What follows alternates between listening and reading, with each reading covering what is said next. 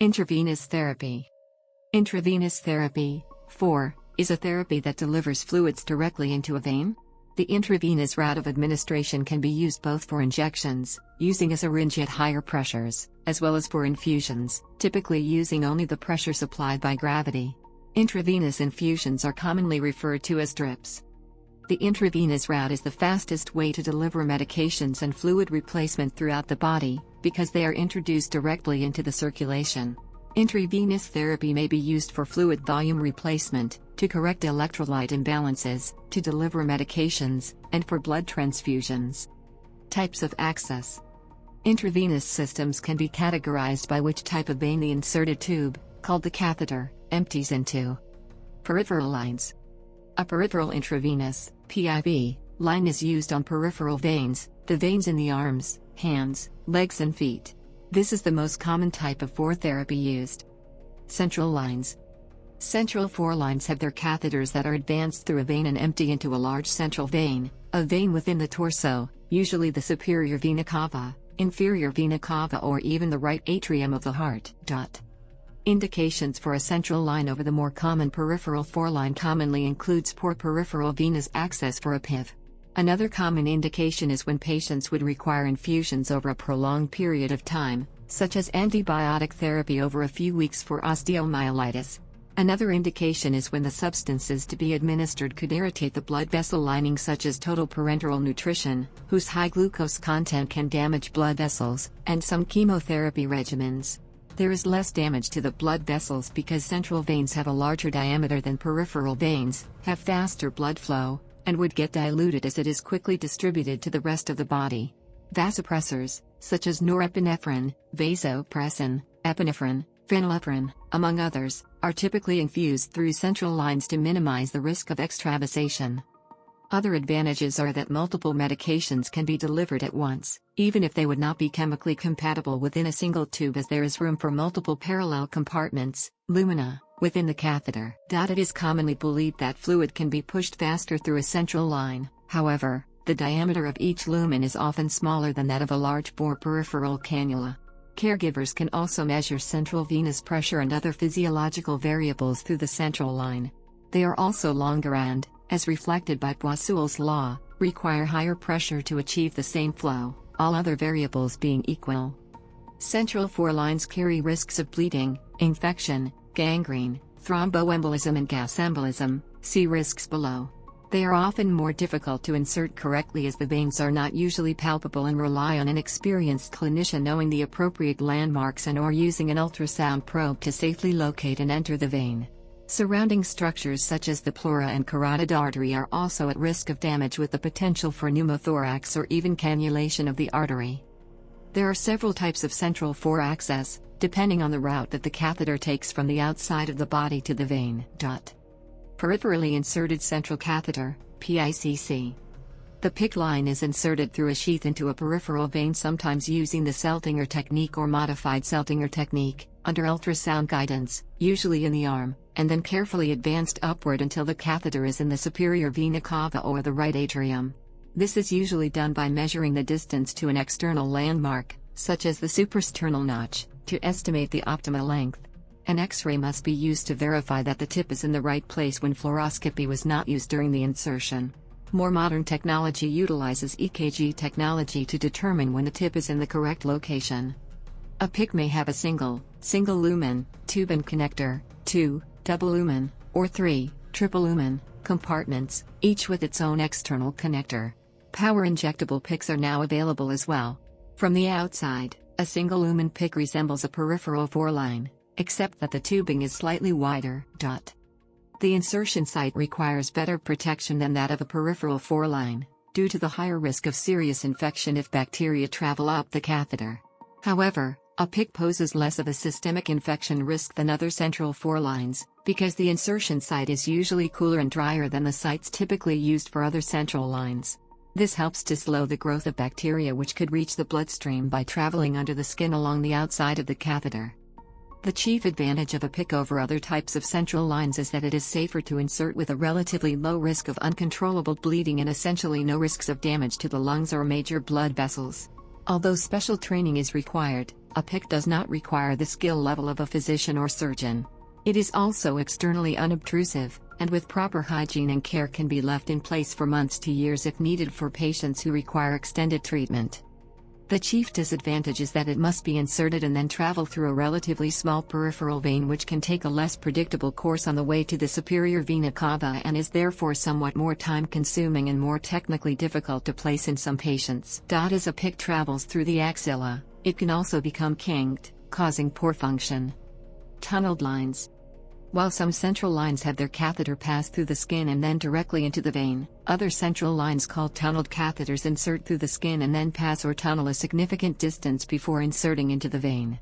This reduces the risk of infection, since bacteria from the skin surface are not able to travel directly into the vein. These catheters are often made of materials that resist infection and clotting. These include the Hickman line or Broviac catheter. Implantable ports. A port, often referred to by brand names such as Portacath or Mediport, is a central venous line that does not have an external connector. Instead, it has a small reservoir that is covered with silicone rubber and is implanted under the skin. Medication is administered intermittently by placing a small needle through the skin, piercing the silicone into the reservoir. When the needle is withdrawn, the reservoir cover reseals itself. The cover can accept hundreds of needle sticks during its lifetime. It is possible to leave the ports in the patient's body for years. If this is done, the port must be accessed monthly and flushed with an anticoagulant, or the patient risks it getting plugged up. If it is plugged, it becomes a hazard as a thrombus will eventually form with an accompanying risk of embolization. Removal of a port is usually a simple outpatient procedure. However, installation is more complex and a good implant is fairly dependent on the skill of the radiologist. Ports cause less inconvenience and have a lower risk of infection than PICCs, and are therefore commonly used for patients on long-term intermittent treatment. Midline catheter. A third type is a midline catheter, which is inserted into a peripheral vein and advances through the vein, similar to a peripheral foreline, but falls short of emptying into a central vein. Alternatives. If intravenous access is unavailable, an intraosseous infusion may be used as an alternative route of administration. Types of infusions. Continuous infusion. A continuous infusion is primarily used to correct fluid and electrolyte imbalances. This is as opposed to intermittent infusion, when a patient requires medications only at certain times, such as secondary 4 and 4 push. Secondary 4. The tubing from the bag of fluid being administered that connects directly to the patient is called the primary tubing. Any additional IVs to be administered are connected to the primary tubing and are called secondary 4, or 4 piggyback. This is done instead of placing multiple catheters in the patient. When administering a secondary 4 medication, the primary bag is held lower than the secondary bag so that the secondary medication can flow into the primary tubing, rather than fluid from the primary bag flowing into the secondary tubing. The fluid from the primary bag is needed to help flush any remaining medication from the secondary 4 from the tubing into the patient. 4 push. Some medications are also given by 4 push or bolus. A syringe containing the medication is connected to an access port in the primary tubing and the medication is administered through the port. The syringe plunger is pressed slowly, if it might irritate the vein or cause a too rapid effect. Certain medications, such as potassium, are never to be administered by 4 push because the spike in medication in the blood from the 4th push could be fatal. Once a medicine has been injected into the fluid stream of the 4th tubing, there must be some means of ensuring that it gets from the tubing to the patient. Usually this is accomplished by allowing the fluid stream to flow normally and thereby carry the medicine into the bloodstream. However, a second fluid injection is sometimes used, a flush, following the injection to push the medicine into the bloodstream more quickly. Medical uses. Substances that may be infused intravenously include volume expanders, blood-based products, blood substitutes, medications and nutrition. Volume expanders. There are 2 main types of volume expander, crystalloids and colloids. Crystalloids are aqueous solutions of mineral salts or other water-soluble molecules. Colloids contain larger insoluble molecules, such as gelatin. Blood is a colloid. The best way to determine if a person will benefit from fluids is by doing a passive leg raise followed by measuring the output from the heart. Medications. Medications may be mixed into the fluids mentioned above. Compared with other routes of administration, such as oral medications, The intravenous route is the fastest way to deliver fluids and medications throughout the body. The bioavailability of the fourth medication is 100%, unlike oral medications where much of the medication is lost in digestion before entering circulation. Certain types of medications can only be given intravenously, such as when there is insufficient uptake by other routes of administration such as enterally. Examples include intravenous immunoglobulin and propofol. Blood-based products. A blood product, or blood-based product, is any component of blood which is collected from a donor for use in a blood transfusion. Blood transfusions can be life-saving in some situations, such as massive blood loss due to trauma, or can be used to replace blood loss during surgery. Blood transfusions may also be used to treat a severe anemia or thrombocytopenia caused by a blood disease. People with hemophilia usually need a replacement of clotting factor, which is a small part of whole blood. People with sickle cell disease may require frequent blood transfusions. Early blood transfusions consisted of whole blood, but modern medical practice commonly uses only components of the blood, such as fresh frozen plasma or cryoprecipitate. Blood substitutes, also called artificial blood or blood surrogates, are artificial substances aiming to provide an alternative to blood-based products acquired from donors. The main blood substitutes used today are volume expanders such as crystalloids and colloids mentioned above. Also, oxygen-carrying substitutes are emerging. Buffer solutions. Buffer solutions are used to correct acidosis or alkalosis. Lactated Ringer solution also has some buffering effect. A solution more specifically used for buffering purposes is intravenous sodium bicarbonate. Nutrition. Parenteral nutrition is feeding a person intravenously, bypassing the usual process of eating and digestion. The person receives nutritional formulas containing salts, glucose, amino acids, lipids and added vitamins. Equipment. A standard 4-infusion set consists of a pre-filled, sterile container, glass bottle, plastic bottle or plastic bag, of fluids with an attachment that allows the fluid to flow one drop at a time, making it easy to see the flow rate, and also reducing air bubbles, a long sterile tube with a clamp to regulate or stop the flow, a connector to attach to the access device, and Y-sets to allow piggybacking of another infusion set onto the same line, for example, adding a dose of antibiotics to a continuous fluid drip. Infusion pumps. An infusion pump allows precise control over the flow rate and total amount delivered. The volume to be infused, VTBI, of the mainline 4 bag is usually programmed for about 50 milliliters less than the stated volume of that 4 bag to avoid letting the fourth line or tubing run dry. The VTBI for a secondary bag or piggy bag should usually be programmed for 30 to 50 milliliters more than is stated to be in that medication 4 bag, to make sure that in addition to the bag being emptied, the entire medication dose is flushed through the fourth tubing from the mainline bag. Because of its design, the short, secondary 4 line cannot run dry. Thus, the registered nurse programs the fourth pump for a 50 milliliter bag of 4 antibiotics volume to be infused, VTBI, for at least 80 milliliters. The 100 milliliter bag of antibiotics usually needs a VTBI of about 140 milliliters. In cases where a change in the flow rate would not have serious consequences, or if pumps are not available, the drip is often left to flow simply by placing the bag above the level of the patient and using the clamp to regulate the rate. This is a gravity drip. Hypodermic needle. The simplest form of intravenous access is by passing a hollow needle through the skin directly into the vein.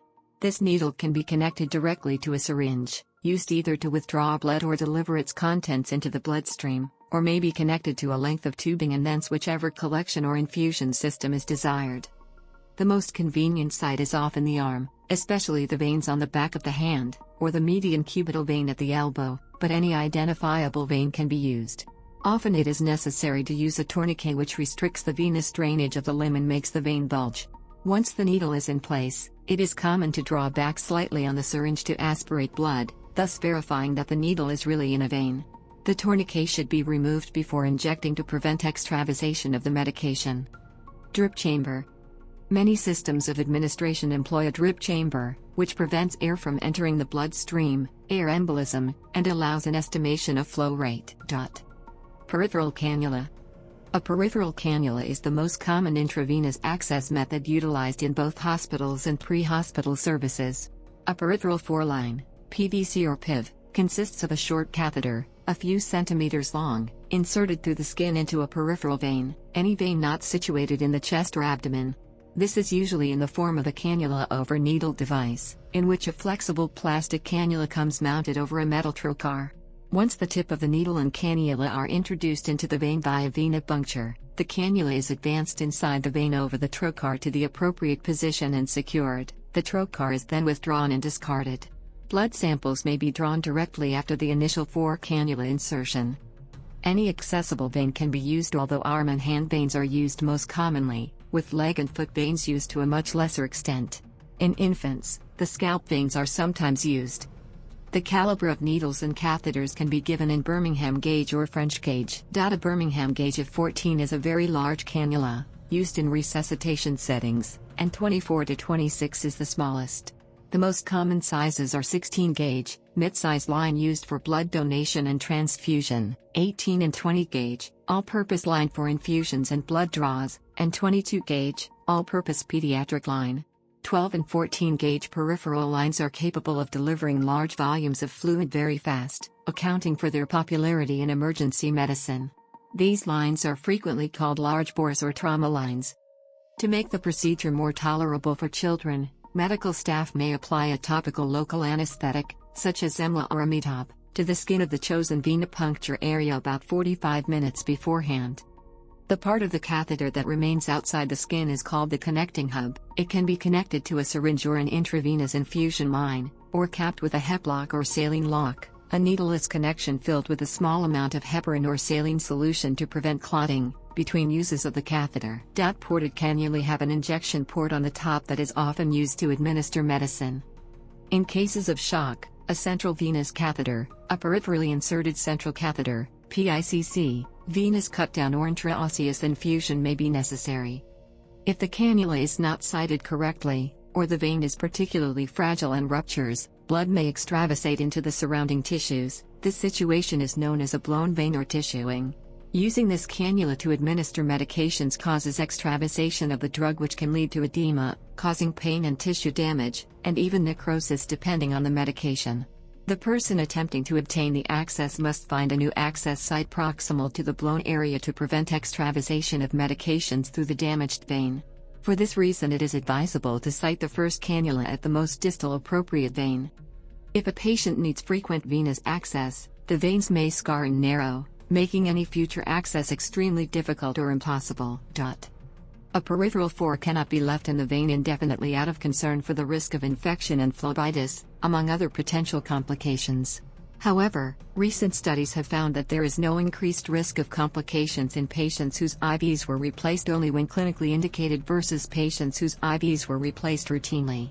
Thus, it is becoming more common to replace IVs only when clinically indicated. There is no need to replace peripheral IVs more frequently than 72 to 96 hours as long as the fourth was placed aseptically. Catheter shearing is a very infrequent complication, but a very real danger.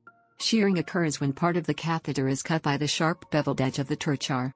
The sheared section may completely separate from the main body of the catheter, and become free-floating in the bloodstream. The majority of the time, it is due to poor technique, but infrequently a poorly manufactured catheter may break from the hub or shear. Infection and a foreign body embolus are the two threats to the patient. Pressure bags. A rapid infuser can be used if the patient requires a high flow rate and the fourth access device is of a large enough diameter to accommodate it. This is either an inflatable cuff placed around the fluid bag to force the fluid into the patient, or a similar electrical device that may also heat the fluid being infused. Adverse effects. Pain. An injection inherently causes pain when the skin is broken and is medically invasive.